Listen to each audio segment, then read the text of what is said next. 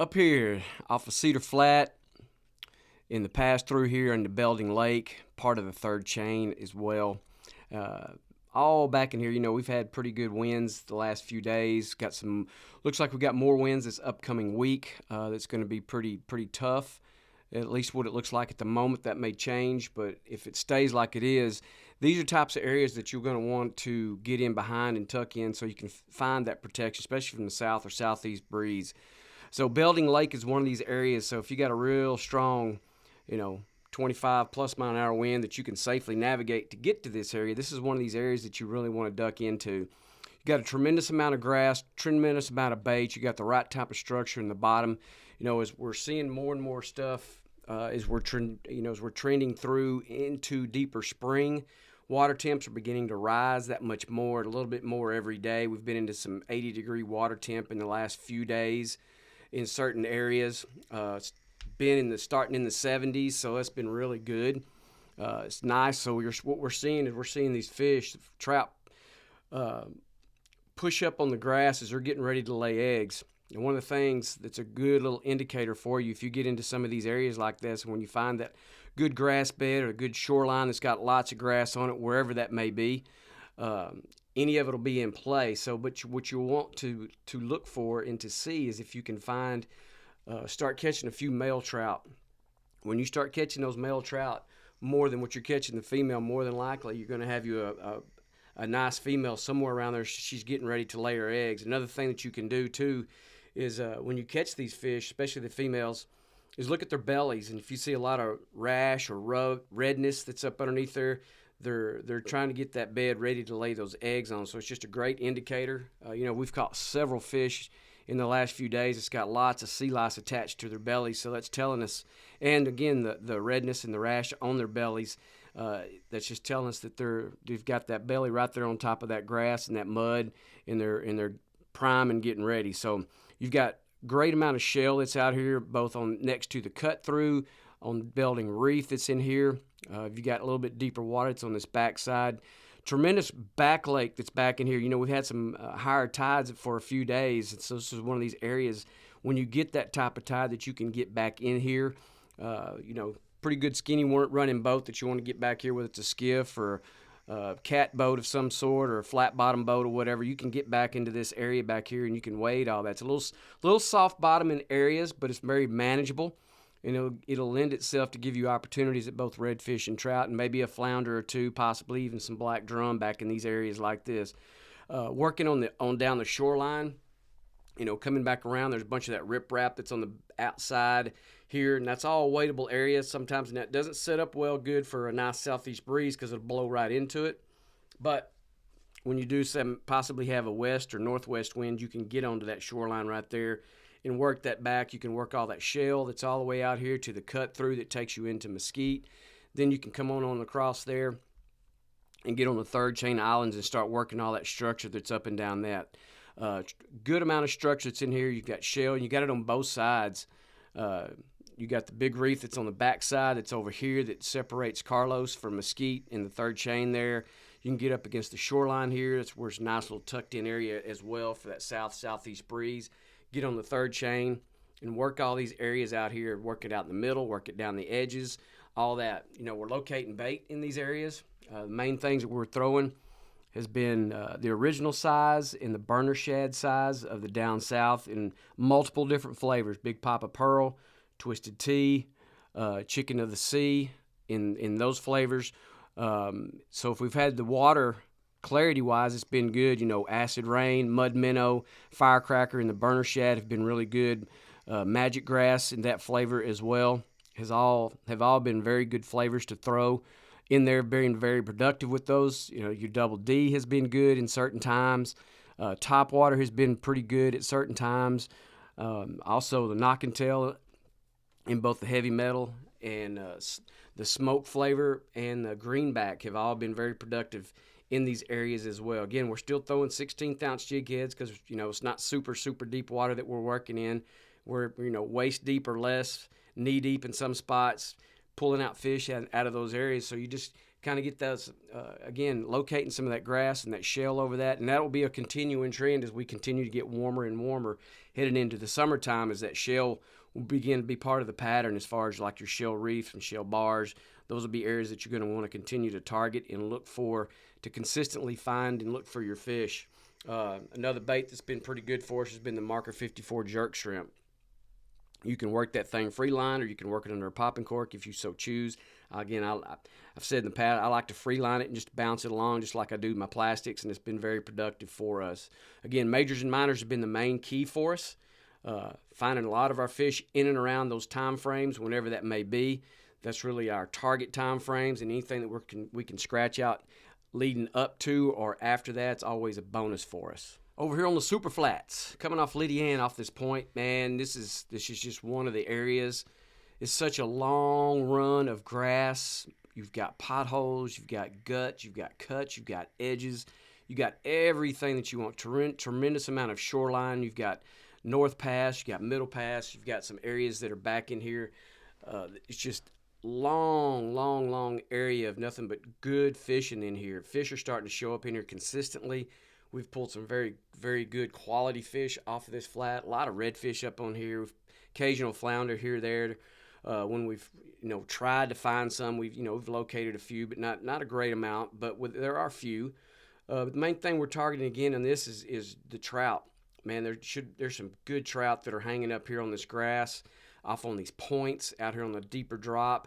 On the edges, all those things come into play for you. And that's as we head into the springtime. This is the stuff that you really want to look for, especially if you're trying to target a really big trout. She's going to be in and around that grass or up on that grass, and she'll be shallower than what you think. A lot of people think that those fish are going to hang out super deep water, but when they're ready to push up and they're ready to get up on the grass and lay their eggs and stuff, they'll get up in there in some pretty skinny stuff. You'll find them up there in that knee-deep thing. So, but this whole shoreline, all the way down to Blind Pass, is nothing but grass up and down it. Again, you've got potholes that lend itself to have great structure in there. Those fish are ambush fish, so they want those types of structure to be in and around. You're looking for the bait that's working up and down this shoreline. And again, we hadn't had our really bull tides yet. We've had some higher tides, but it's not like we will get probably later this month or probably the first part of next month when you kind of look for and expect that. And that's when we'll start really getting the migration bait pattern to start kind of pushing in here, and you'll start seeing lots and lots and lots and more bait show up. Take advantage of that opportunities right now while you can. There's a decent amount of bait that's in these areas, but it's not like it's going to be here in another month or two when they'll be just inundated with bait all up and down these shorelines. So you'll have to kind of make your bait, make sure it stands out amongst live bait that's going to be in there, lots of it. Again, main things that we're throwing in these types of areas, we're throwing the topwater, we're throwing the double D, we're throwing the burner shads, we're throwing the original size down south lures, we're throwing the knocking tails in the flavors that I mentioned earlier. Again, the Marker 54 jerk shrimp, man, it's just these types of areas like that. Man, you put that shrimp on there, that Marker 54 jerk shrimp, and you get into and see those potholes, and just throw that thing in there and just kind of bounce it around in there, and then you'll get your results of that will be very very profitable for you, because you'll be producing fish and catching fish consistently out of some of these areas. We're in the transition phase. We're not too far away from having a full moon effect for us. So remember to take that in effect when you take your box, because you're still, wild card days, transition days, whatever you choose to call them. The bites are going to be a little bit different each and every day. Some days you're going to have a tremendous bite. Sometimes you're going to have a poor bite. Sometimes you're just going to have to grind and stay on them. Sometimes maybe average, whatever. The more opportunities and more different things, diverse-wise, that you have in your bait as far as profile, size, lengths, colors, you set yourself up to be productive consistently, especially on the days that are really tough. And you've had those days before. We all have. They can be very difficult, and fish just on some days just don't want to eat a whole lot. So when you get those opportunities, you don't want to miss. So pay attention to what your fish are doing. They'll dictate to you what they want and how they want it presented to them. Again, majors and minors, main key thing for you during this time frame. Really want to focus on those time frames whenever those are. If you're able to be on the water during those time frames, get you an area that's got stuff that's stacked in your favor. Bait, some wind that's blowing. Hopefully you have a little incoming or outgoing tide possibly. structure all in the area. Those are all great things, and you can incorporate that major and minor with it to help you stay productive. Swan Lake over here in Copano, starting to light up a little, especially out here on this outer edge. You've got deeper grass beds or in and around these little beds or these little islands here. You got the little cut throughs. Harder bottom out here. You've got some good structure that's on it. Decent amount of bait that's working in and around these areas, and you can incorporate this whole little flat right here. And again, it's tide predicated in certain of these areas. So, if you get back here in the backside, this back shoreline like this, and then all the way up here back into the backside of Swan up in here, this backside on here, any of that right there, depending on, especially right now, we've got pretty much average tides that we've had. And again, it fluctuated somewhat for a few days, got up pretty high for there for a little while. So if you're you can be on the water when that takes place, when you see those higher tides, take advantage of that, especially places like Swan Lake. And then, of course, the shallower edge of it that's back this way.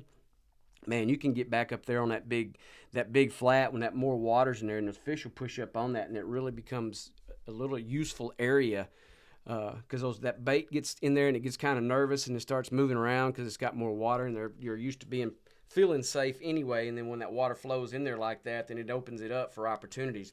Great area to throw a topwater bait in there. You got the grass that's over it, and the potholes are all mixed in that. You got a little bit of shell that's scattered around in there. So if you like a topwater action, that's one of the areas that you really want to kind of target. Back here further, the back shoreline, throwing your plastics. Very manageable bottom to work and to weight, all that. Again, back behind the islands that are back up in these areas here, it gets pretty mushy there and pretty deep in some spots. So, capability-wise, if you're not where you think you need to be physically, then stay away from that. Stay out on the outside or fish the cuts or fish the cut-throughs. The back shoreline of Swan Lake, get up on the grass island that's out here, fish around that, and you've got the drop that's out there that's a little bit deeper water. And again, the fish will dictate too. The water's been pretty clean that's back in here. Again, we've got some weather that's moving in our direction later in this week, so it's something to make sure that you be aware of, because Copano is not one of those bay systems that really sets up very good when you got these really strong north winds or northwest winds or just a howling southeast wind. So especially if you get out in the middle of it, it can get kind of dicey there on you from time to time. But if you can safely navigate to up the Swan, it's all protected from that northeast, and you can even get on the inside when you got a north wind. So the 188 sand ramp that's over there, you can get off that, and it's a pretty easy run. You can stay fairly protected on those types of days. But again, just make sure safety-wise that you're paying attention to what the weather's doing, because it can really shift on you in a hurry, and you don't want to get yourself caught in a bad situation. But work these areas out here, again, down south in the Big Papa Pearl, the Twisted Tea, White Ice, Purple Rain, have been a few of the ones that, and of course, when that water's really clean like that, we're throwing a little bit more translucent baits. So that's where your firecracker, your acid rain, and the burner shad, or even your little johns and the golden red glitter become really good baits to throw in that type of water clarity. Again, Double D, mentioned topwater earlier. You can corkies still in play if you're a corky guy and you like to throw corkies, whether it be the original, which is my favorite, or the Fat Boy, the floater, the sinker, whatever you like. Those are still in play. Chunk them if you still want to chunk them. They're still somewhat productive for us right now, even though our water temps have come up. But anyway, again, work these areas, majors and minors. Make sure you're paying attention to those. Make sure you incorporate that into your fishing day. You will help yourself out immensely if you will continue to push those each and every time that you get out on the water.